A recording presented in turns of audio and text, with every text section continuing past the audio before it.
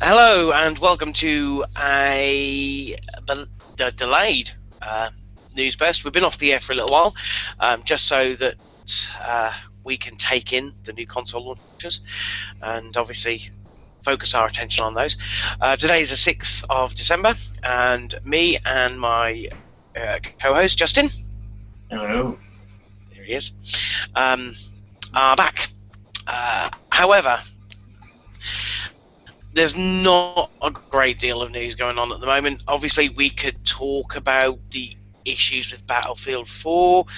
We could talk about the party chat issues with Xbox One. We could even talk about the next generation of microtransactions, but we're probably not going to. Well, we might do. You never know. So what we thought we'd do this week is just shoot the shit for a bit in regards to our experiences with our consoles. As anyone who listens to the show, watches the show, knows, we both opted for different consoles. Myself, I picked the PS4, Justin, the Xbox One. And we just thought we'd just have a little chat, see how we're getting on, you know, pick some bones and bits and pieces. Hopefully it'll be entertaining enough for you to hang around till the end. We'll see. But I'll start off just by saying hello, Justin. How are you? Good. How are you? Not too bad, thank you very much. Weather's bad down there, apparently. Yep. Got some snow. Ah, that's awesome. Nope. It's really kind of not. I love snow. Snow's brilliant. How is it brilliant? We get it for about 2 weeks a year. You guys get it for what, months? Yeah, from probably December until early March. So you just getting it early this year then? No, it's December. Oh, it is December. Yeah? Yeah. Welcome to December, John. Glad you can join us.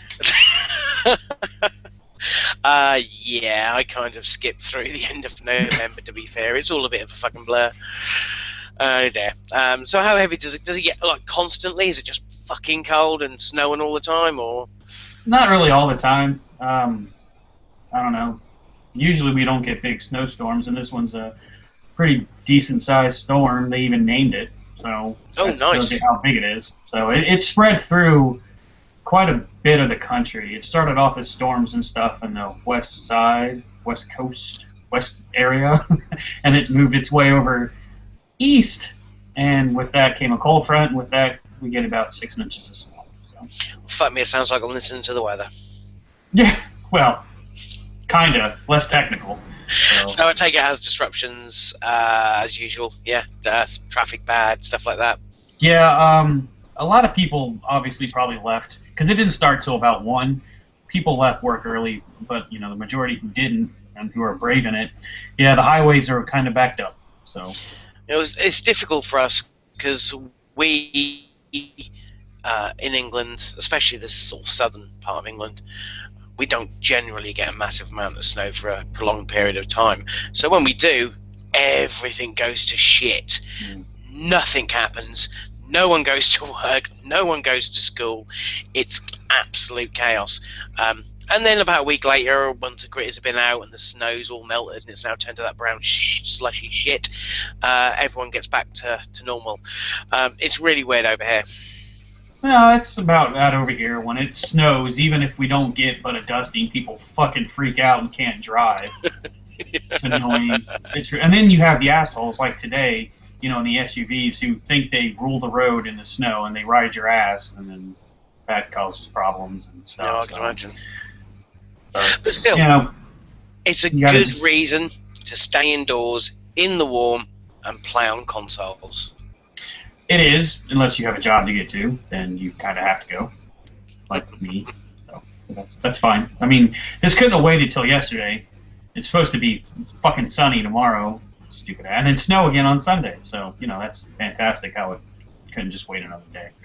But whatever. Can't really control Mother Nature. Bitch. No, indeed you can't.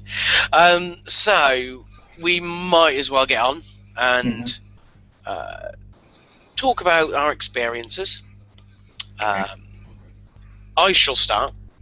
Okay. So I'll you know, you can kick back. You can argue with me over what I'm going to say. I can't argue over it. I don't have a PS4. we obviously got it 2 weeks later than you guys did. Yeah. There was still a bit of a problem with PSN and people trying to log in. Sony had cut off a few services just to help smooth things along, but there were lots of tweets, especially during the day on the Friday, of people saying can't get on, PSN's not working, won't log me and stuff like that. I found it fun. I went to a midnight launch. To be fair, that it was incredibly smooth. I was home by about 12:15 with my console, plugging it in and getting it sorted. I'm pretty impressed with the interface. I do like it probably more than most. A lot of people have said it's kind of just an extension of the cross-media bar, and you can certainly see the influence of the cross-media bar there. It is sitting there, if in a little sort of a redesigned state. What I like is the part underneath where you've got all your games, your library, your catalogue, your apps and bits and pieces, and flowing through that at the moment is very, very slick. There's none of that chugging that you got with the PS3 when you were scrolling through the cross-media bar, maybe through your list of downloaded games. You got the little circle thing while it's trying to refresh. None of that seems to happen. It's pretty fluid.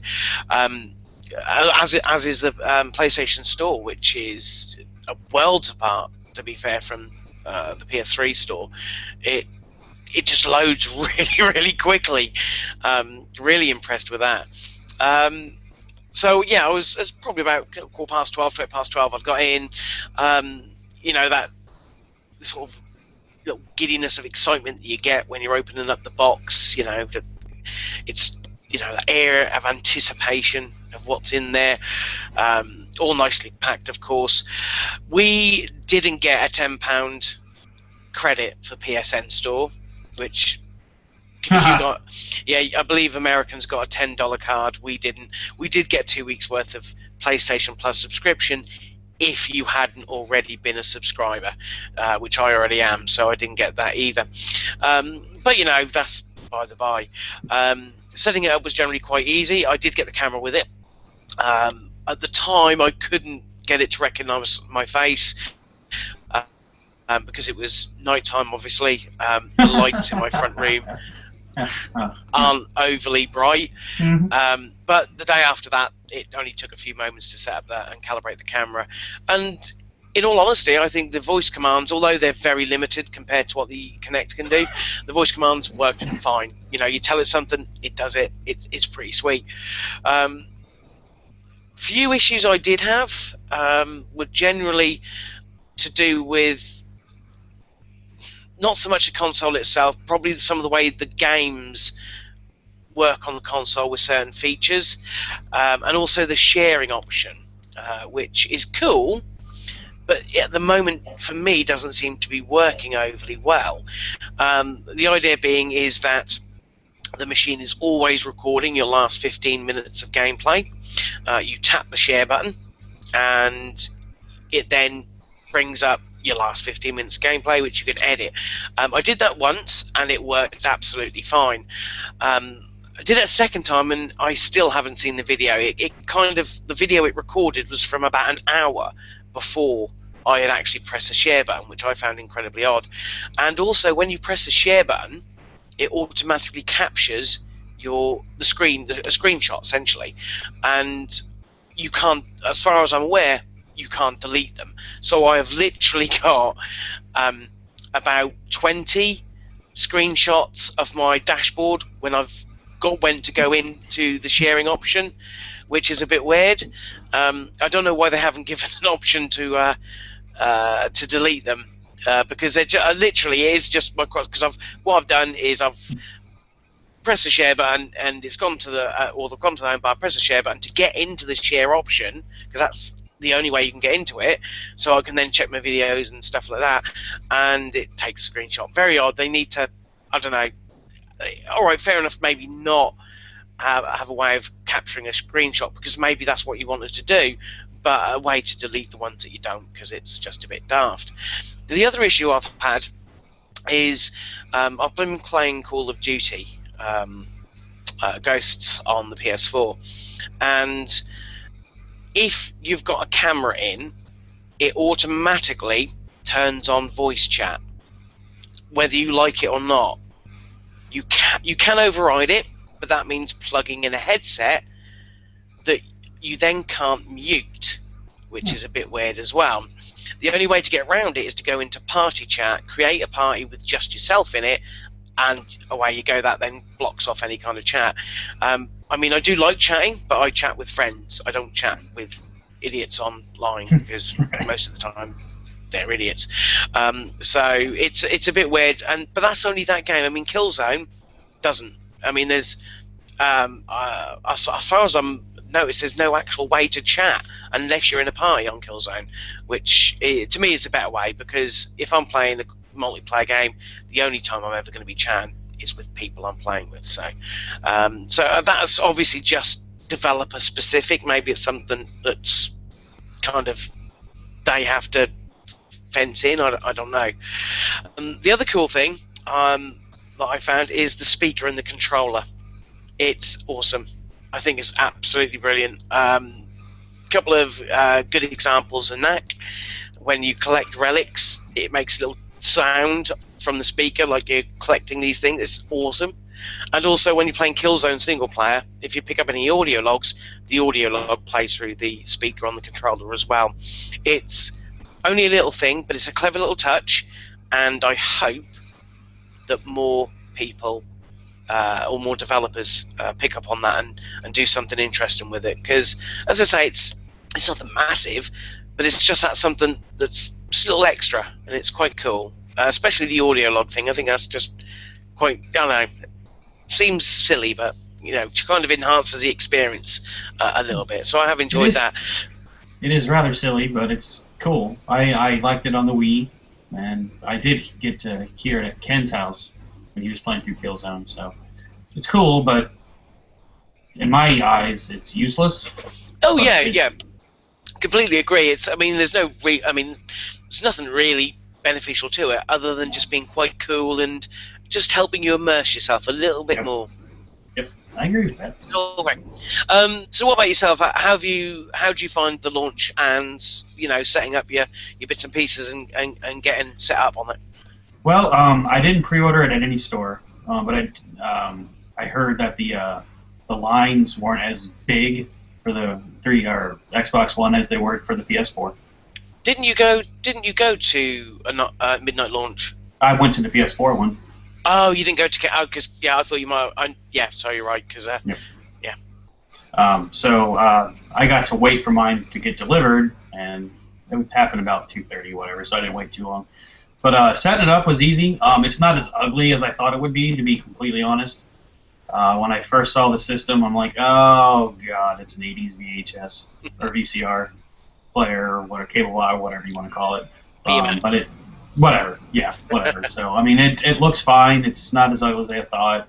And to be fair, neither was the PS4. I just don't like the step look very much. But setting it up was easy.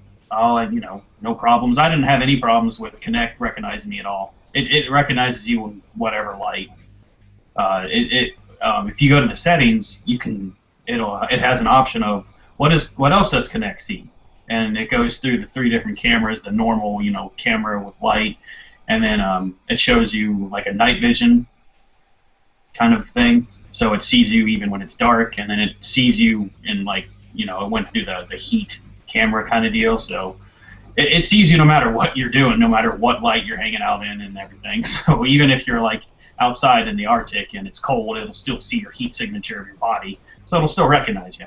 So, cool. So no matter what you're doing, Kinect knows where you're at and who you are.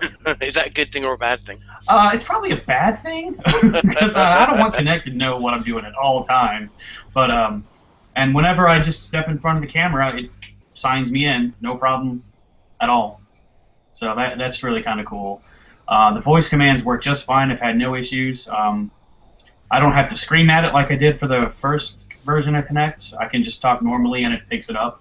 Picks up the commands rather well. The one problem I did have at first, and I think this was just me setting it up, was the snap feature with TV, or just TV in general. I would watch TV through the Xbox, and my cable box kept changing output resolutions, and that caused the picture to freeze, and it was just all kinds of a headache.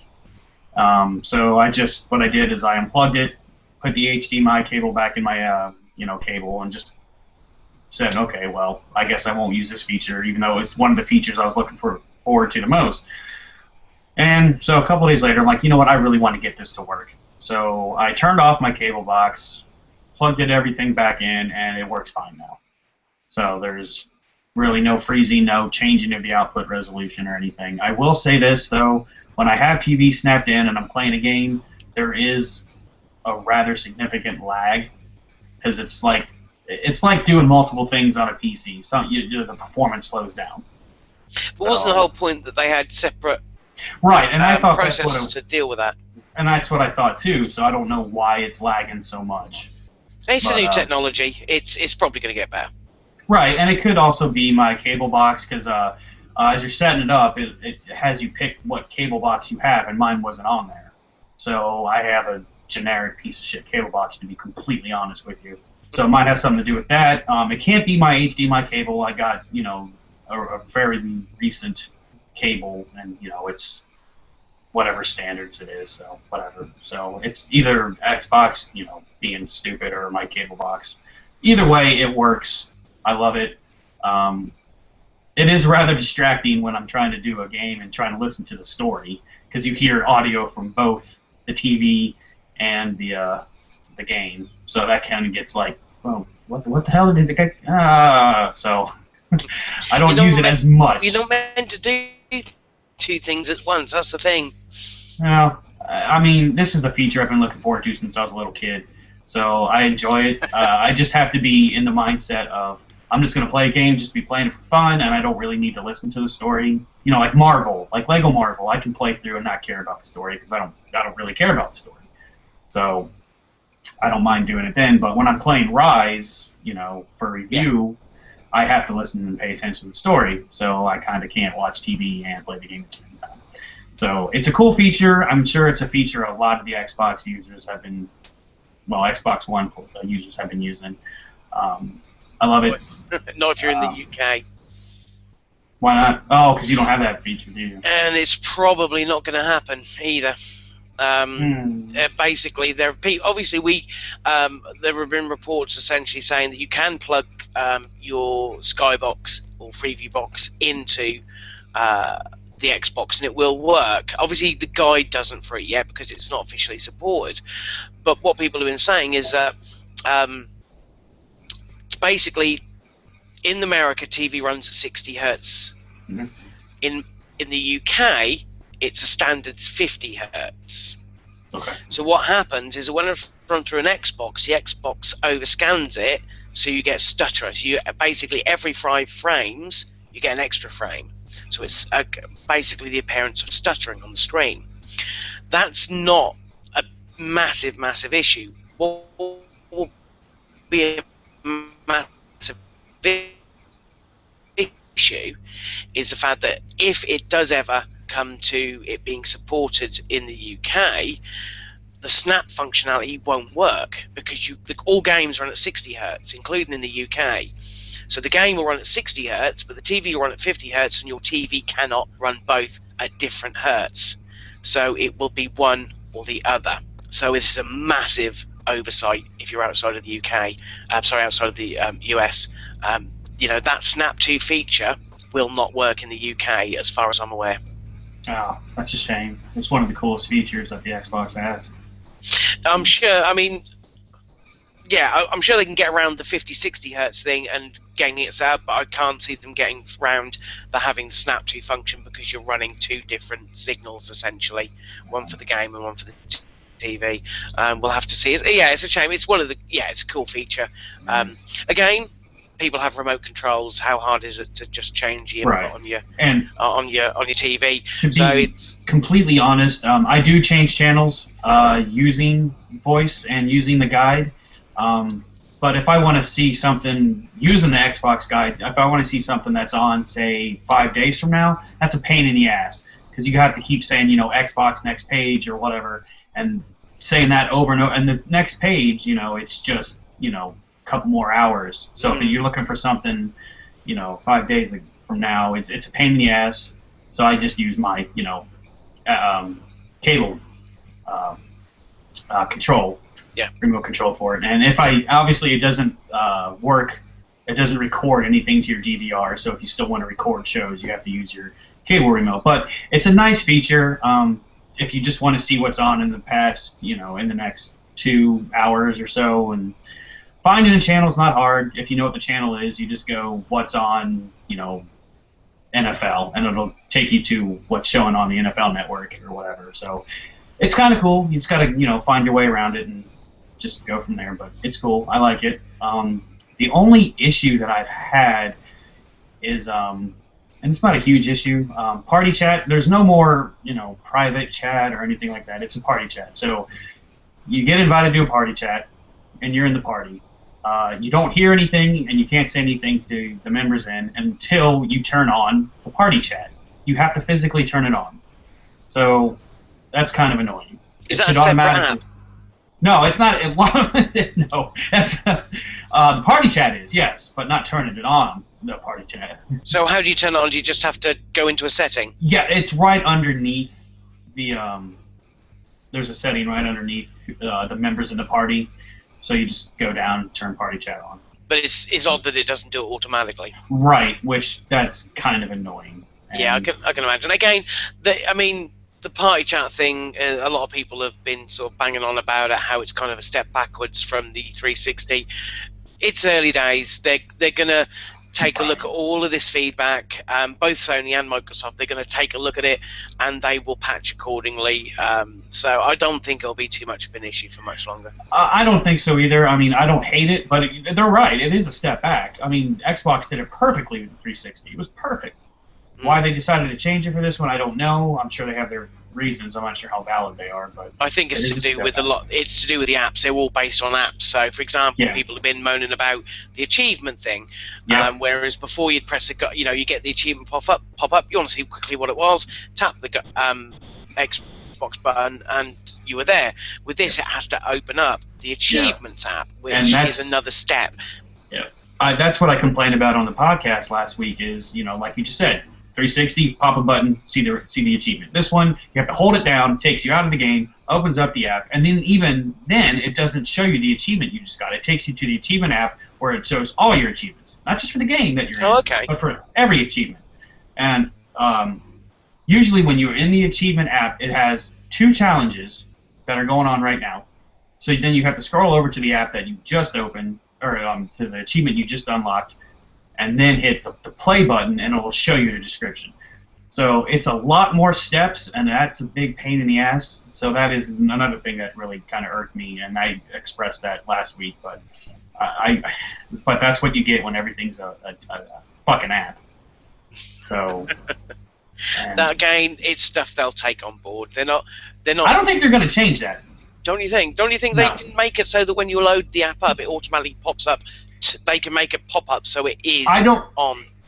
It would be nice, but I don't think it's not a big feature. It's not one they're trying to showcase. No, okay. So I don't know how many people complain about that. I've heard about the party chat, but the achievements, I'm sure some people find it stupid, but I haven't seen a whole lot about it. But actually, okay, I'm finding out more things that kind of irk me. Again, last week when I mentioned, because this uses obviously the Windows 8 kind of dashboard deal. Yeah, the live tiles, yeah. You're right. You can't sort them. You can snap them to your home screen, but it doesn't. I would like to have them sorted by games, entertainment apps, like Netflix and YouTube and stuff like that, but you can't do it. So it just, you can snap everything you want, and it keeps adding and adding, but it doesn't let you sort them, and I would like some sort of sort feature. So that kind of irritates me that I can't do that, but whatever. That's a minor thing, I suppose, but it's one that I think is needed. But trying to think of anything. I mean, the interface is nice. I like it. Instead of having 7, 8, 9 different tabs to scroll through, you have 3. Yeah, absolutely. You have your pins, your home screen, and then your your store.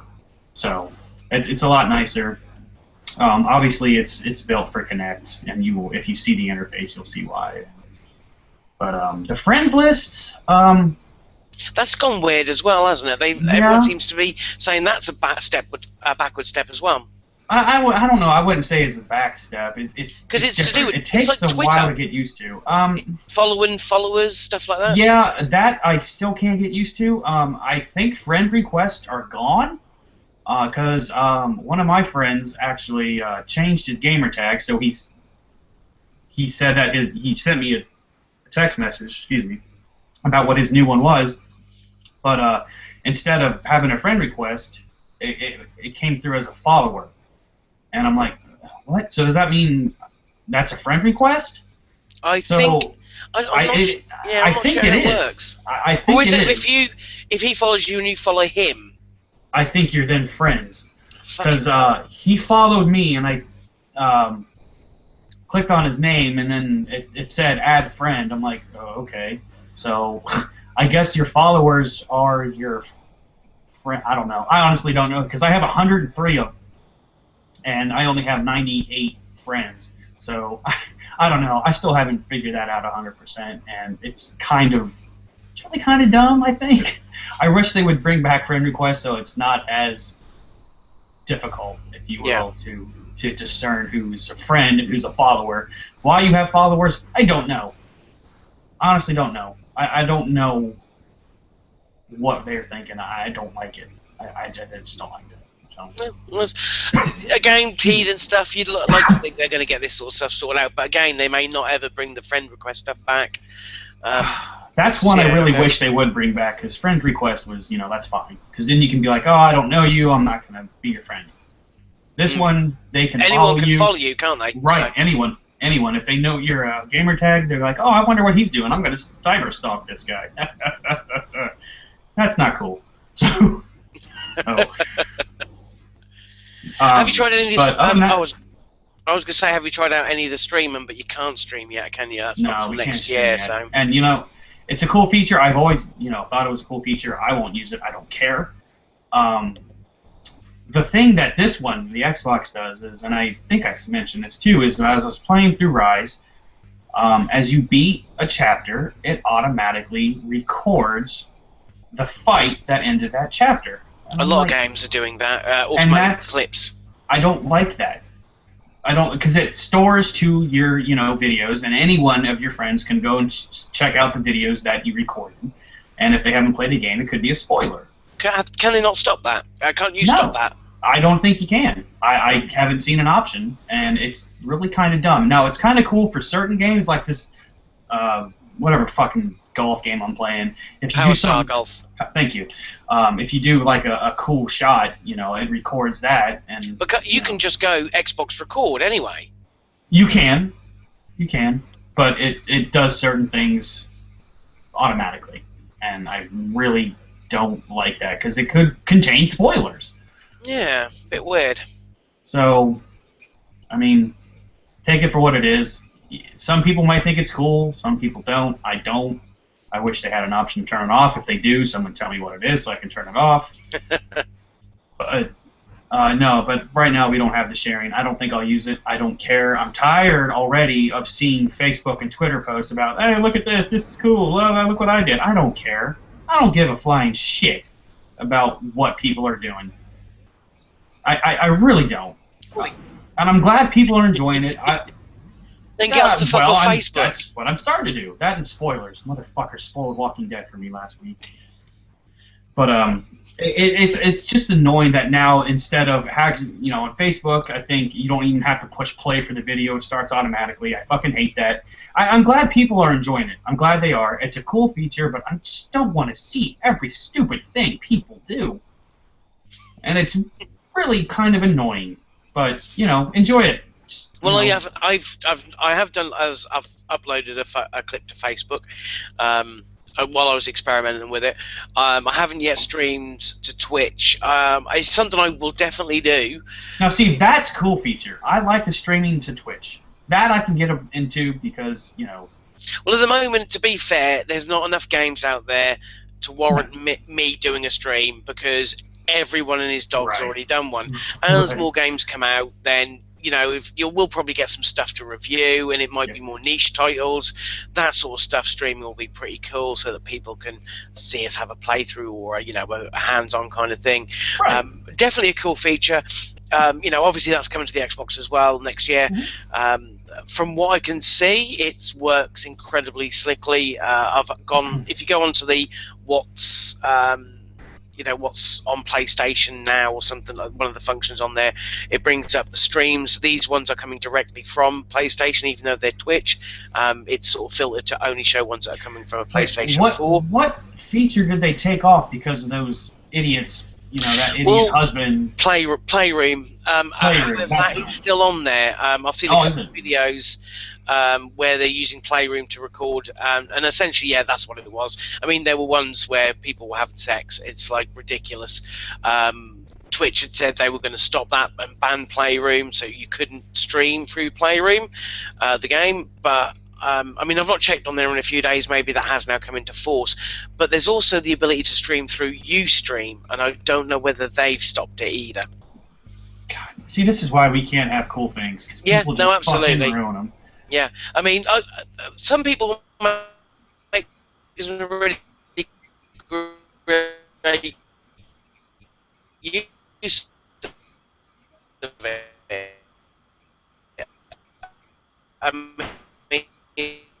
Apparently there were people hosting like game talk shows and stuff like that, like visual podcasts, which is great.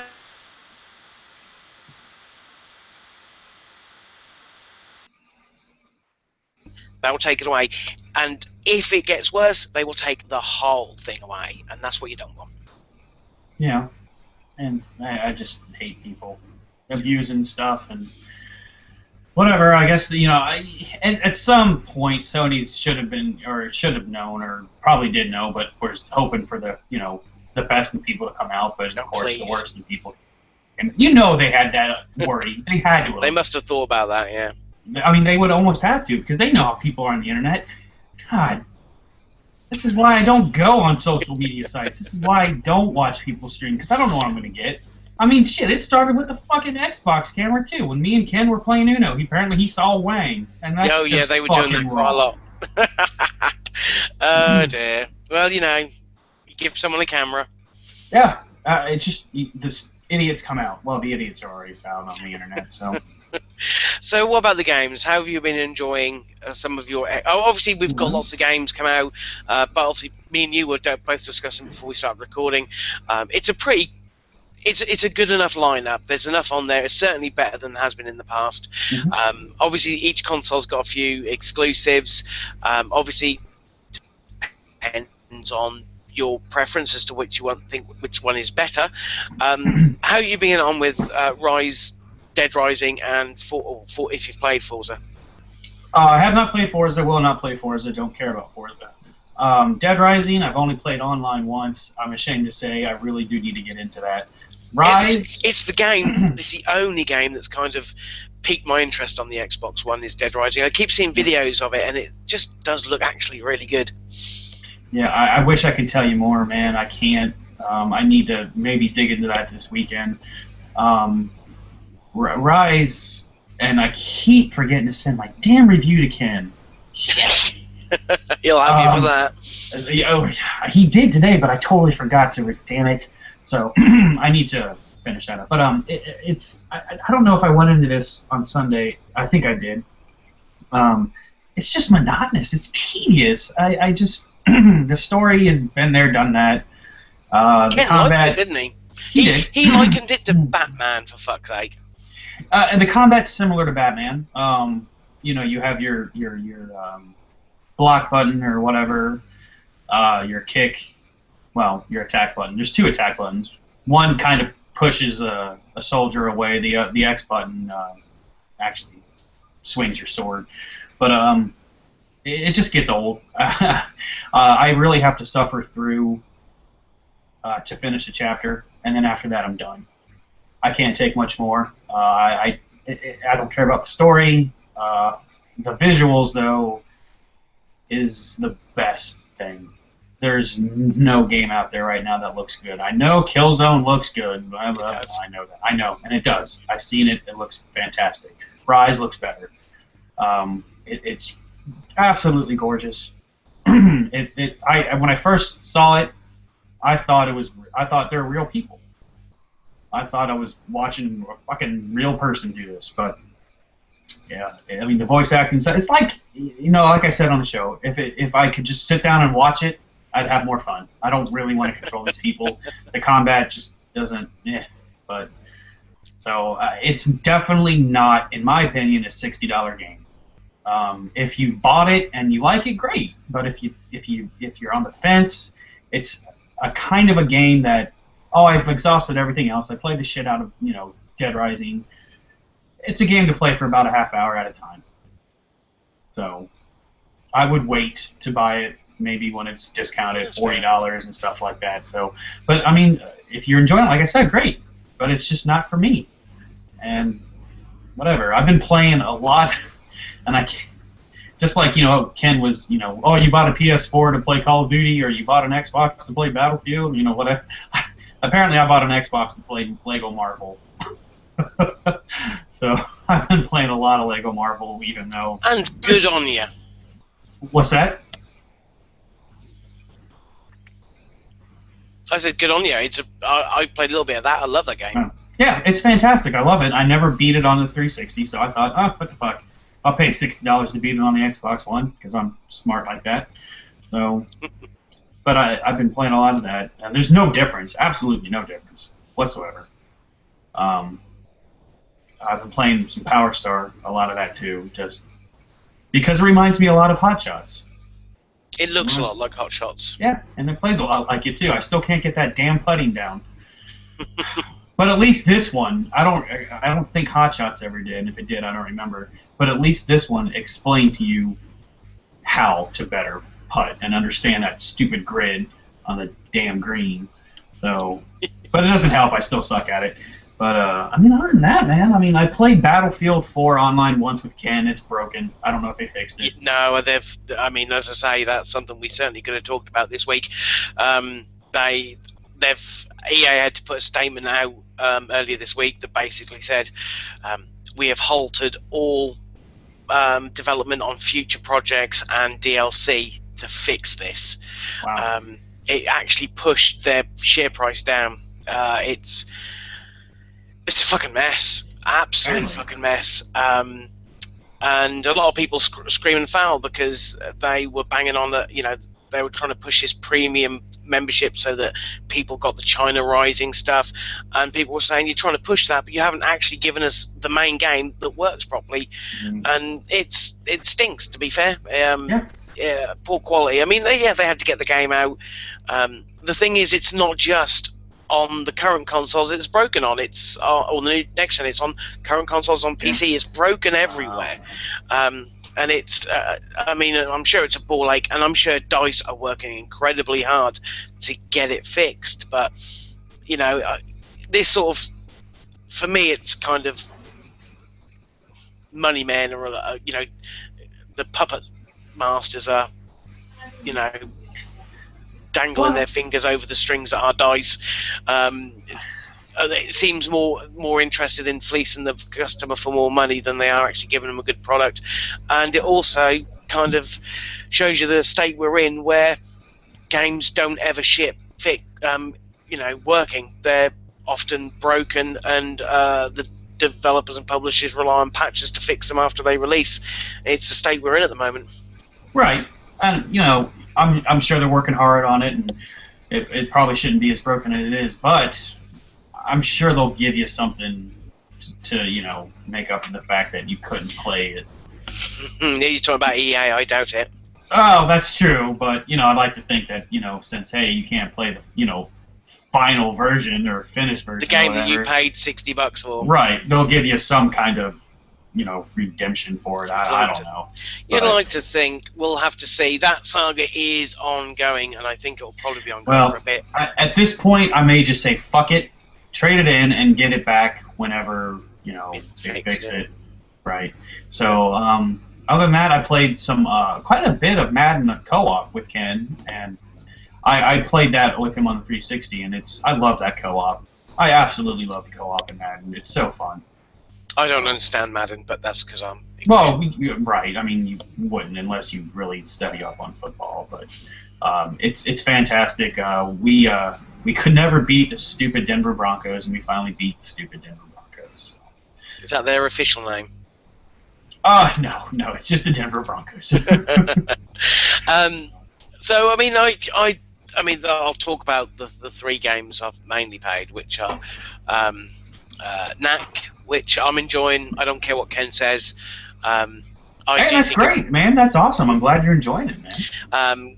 I think it's incredibly difficult. It is very reminiscent of, you can tell it was made by the guy who made Crash Bandicoot, let's face it. But I think playing it co-op is really good fun. Killzone, absolutely loving that. I've played a little bit of the single player, but the multiplayer is really hooking me in. I've kind of, they've got the 24-player matches, which is, it's such fun. It really is. I've picked Scout as my main class, and there's nothing more satisfying than snapping a guy's neck while he's firing away at your teammates. It really does give you a sense of satisfaction.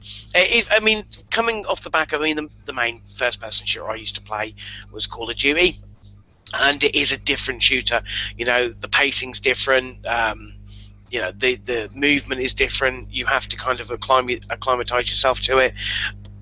Ooh, excuse me, which takes a little while, but I think the payoff is brilliant. It's such a fun game, far more fun than Call of Duty, because there's an element of thought that's not as much as Battlefield. I can't play Battlefield.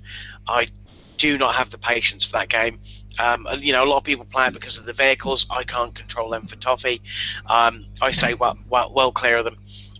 But Killzone is a kind of a nice mix in between. You've got big, in some cases big maps, some are small, but nice big maps. It looks phenomenal, and the fidelity is there so that if you are a scout with a sniper rifle, you can see and hit an enemy on the other side of the map. It's brilliant. But it's not, single player isn't fantastic. I've played, as I say, a couple of levels of that. Very by the books. A lot of people were kind of raving about the opening scene because it was, they saw this big forest, and you can do anything you want, take any route you want.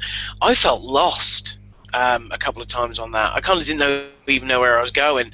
I do like a helping hand, but then the later levels, it is just literally linear all the way through. So I don't think that game's going to live or die on the single player.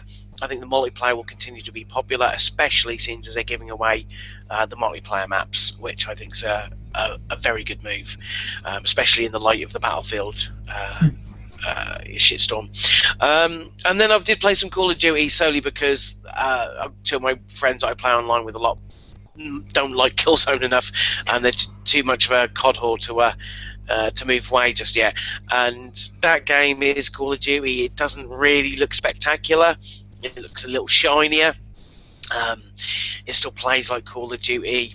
The more I play Killzone, the more I kind of don't like Call of Duty now. Killzone is how a multiplayer should be. Everyone's, perfect case example is that in Killzone, if you get shot down, there is a small period of time where you can get healed if there is a support character. And in Killzone, you find a lot of the time you get support characters, they will heal you. They won't fucking do it. If that was an option in COD, no one would fucking do it. I just feel like it's a slightly better level of player in Killzone. I'm enjoying that a lot more. I did also play Resogun a little bit. That game is mental, but that's it looks fantastic. But if anyone's ever played Super Stardust, they'll know what they're letting themselves in for. It is amazing. It's a score horse dream. That's all it's about. It's you get a beginner level, beginner difficulty. Sorry, that's just to learn the ropes. After that, you pump it up all the way to hardcore, and you see what score you can beat. Because that's what it's all about. And Housemarque have done a fantastic job. The music's awesome. Again, it uses a little speaker on the controller, just a cute little thing. I like. Yeah, it's great. So, you know, it's pretty good. I tried Netflix. We've not got a huge amount of apps available on the PS4.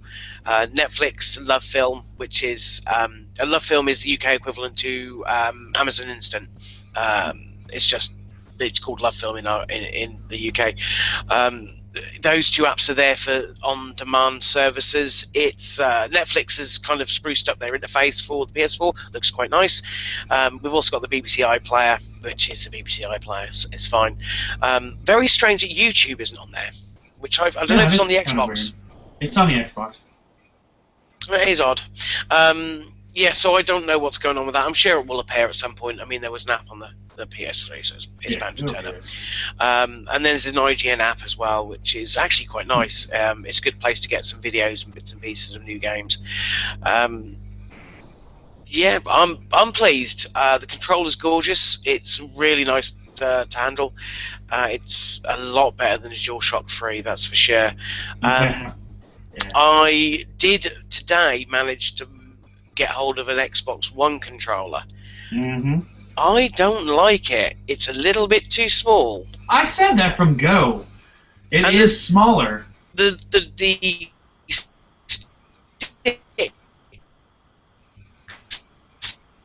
feel a little loose. I don't know if that's just me.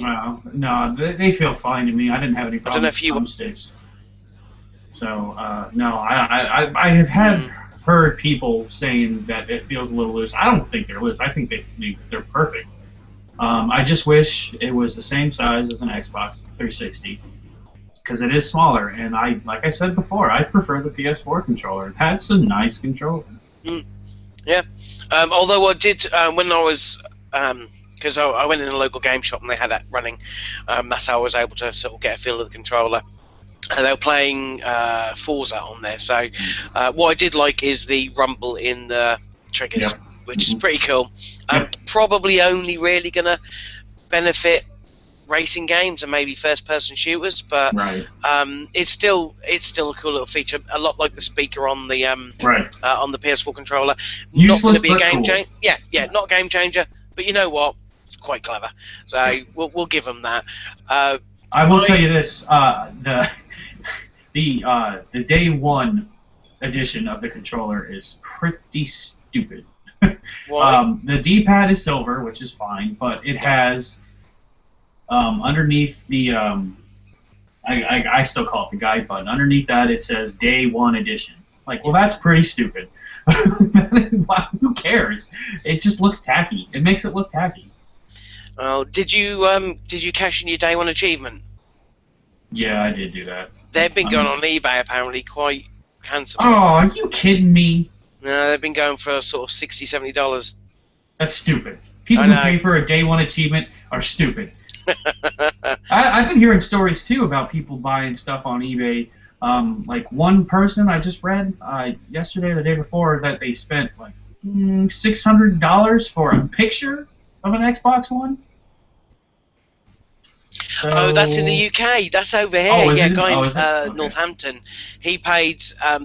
He paid basically the it was about 450 quid, so it would be the equivalent of $600 on a picture of the day one edition with FIFA.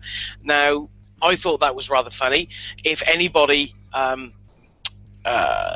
ever visits the Video Gamer UK website or YouTube channel, they've put up a video that mocks it, which I think is very, very funny. However, surely that, because I can remember that happening when the Xbox came out, the 360. Dude, that happens with anything on eBay. People Why the fuck don't people learn? Because they're stupid. They see something like, oh, I can buy this, whatever, I'm going to buy it now or whatever, and they don't read the description. That's exactly what it is. People are stupid. They need to start reading descriptions. And you know what? This guy, he can bitch and complain all he wants, but it's his fault for not reading the description. And I'm sure in the description... it does. It does, but apparently eBay have basically stepped in and said that he'll be getting his money back because the seller had misled the description was misleading, which it was, obviously. Otherwise, he would have got a real Xbox One. How is it misleading if it says this is? I don't know the description, but I'm assuming it had something like picture of an Xbox One. Yeah, the misleading part is that the whole spiel on the cell was it's an Xbox One. It just says somewhere in the small print that it's actually a photo, and that's misleading. So he'll get his money back, but for fuck's sake, what really? And I don't,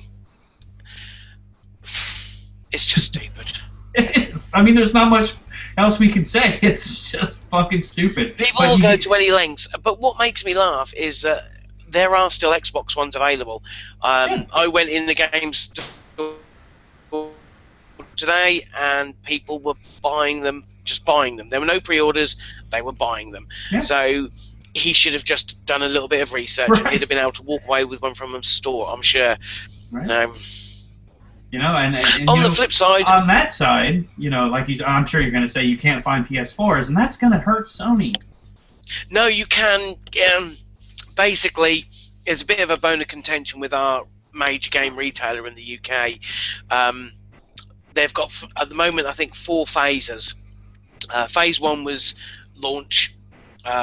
Phase 2 has yet to be initiated, but it's close. So all those that ordered in the Phase 2 period will get there shortly. However, Game got a load of consoles extra from Sony, which they then didn't give to Phase 2 pre-orders because they couldn't fulfill all of them.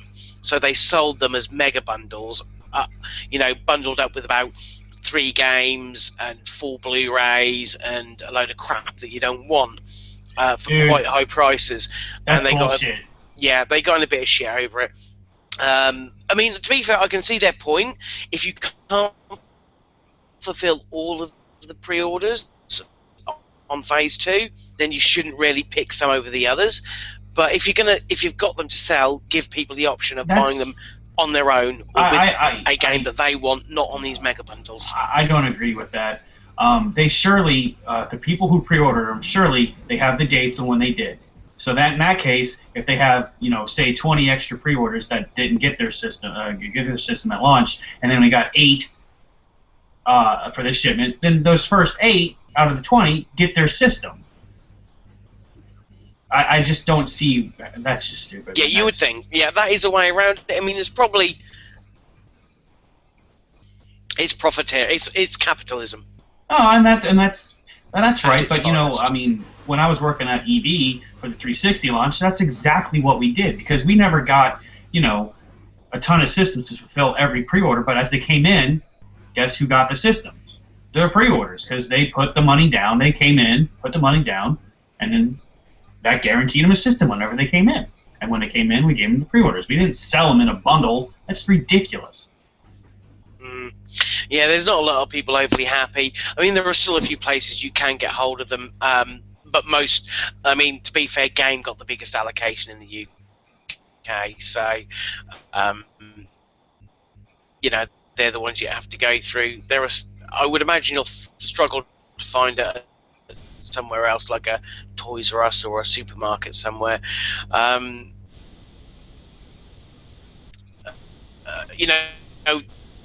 To be fair, PS4 in the UK trounced Xbox One in numbers by 100,000. Fastest selling console.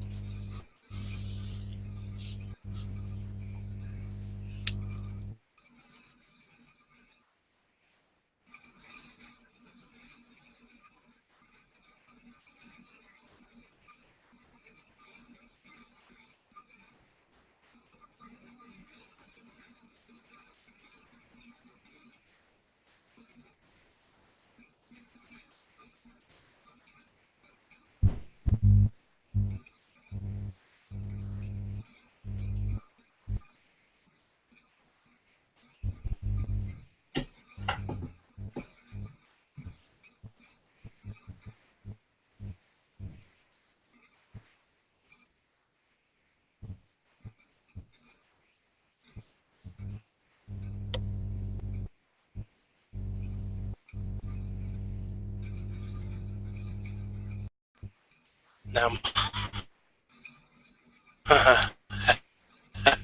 Are you?